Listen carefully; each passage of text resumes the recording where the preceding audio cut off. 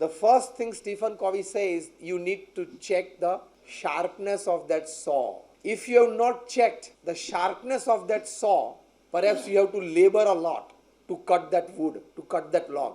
So if the sharpness is not enough, the first thing you have to do is to sharpen the saw. In which he says physical, mental, emotional and spiritual. 4 ways you need to sharpen your saw. The saw is your body. Your body is your saw, because by that you are going to do all kinds of activities. As you cut the wood by a saw. In the same way, your body is your saw, because by that you are going to do all kinds of activities. Physical, mental, emotional, all kinds of activities. Yes or no? So by physical, he suggests exercises, yoga.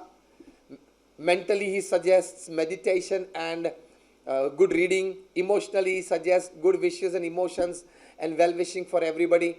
And soul, he says, prayers and connecting with your Creator, the God, through prayers every day. This 3,000 highly successful people surveyed, interviewed by Stephen Covey, they had this habit of connecting with their Creator, the God, through prayers every day. This was the habit that they possessed. So don't say just God is just about people having a spiritual aspiration in life. Even if you want to have a good management or a good executive or a good business aspiration in life, you need to have a spiritual aspect in life. More pure within, better activity without. More pure within that you are, better activity you will be able to do outside. Because the more people oriented you become, you take care of your people will take care of your work. Simple.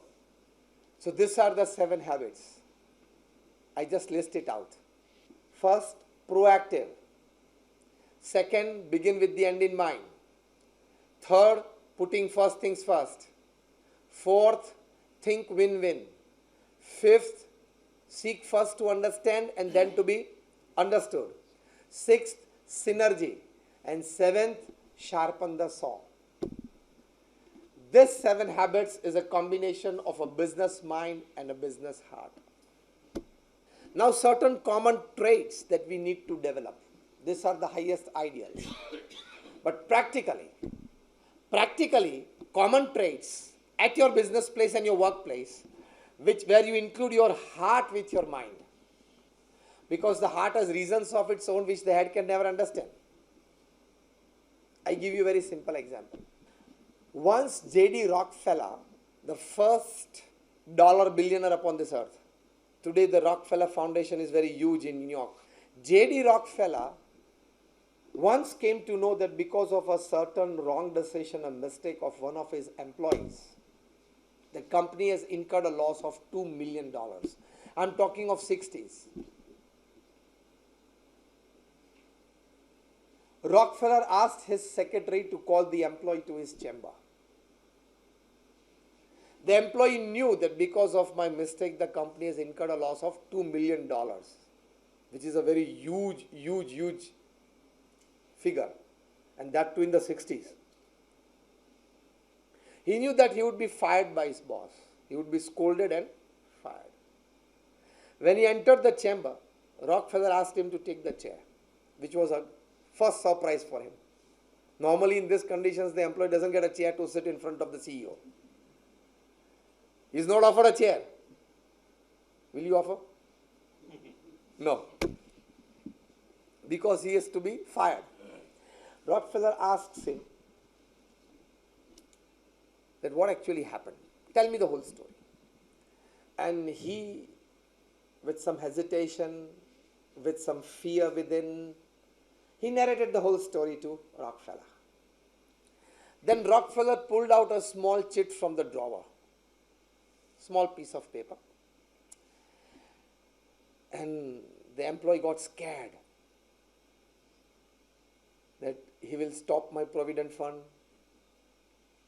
Maybe he is influential, so maybe he will probably freeze my accounts. I don't know what he will do with me. And Rockefeller started narrating to him all the goods that he had done to the company in his last 20-25 years of services. see, gentlemen, 15 years back, in this particular project, you really work hard, and the company gained a lot because of that. Rockefeller started narrating all the goods that he had done to the company. So the employees started feeling good. After narrating such 5 to 7 stories, Rockefeller said that the amount of experience that you carry in your particular department in my company and the amount of time that my company and I and my seniors have spent on you and the amount of resources that I see in you to give back to the company if I give you one more chance is too much against just a small $2 million loss that the company has incurred because of your decision. It doesn't stand in front of my eyes. Then he says,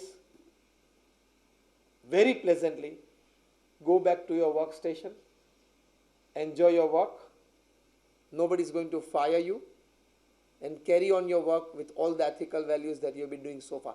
The employee was in tears. He broke down. But at that moment he decided that I will work extra, come up with some good ideas, expand the company's interests. Anyhow, within 1 year, I will incur a profit of at least $2 million more than normally I do. He worked out and he reached a level of more than $3.5 million in a single year. This is a business heart. Before you take a hard decision at your workplace, you have to take into consideration many human factors. Once he is used and you throw him, he is not a use and throw material.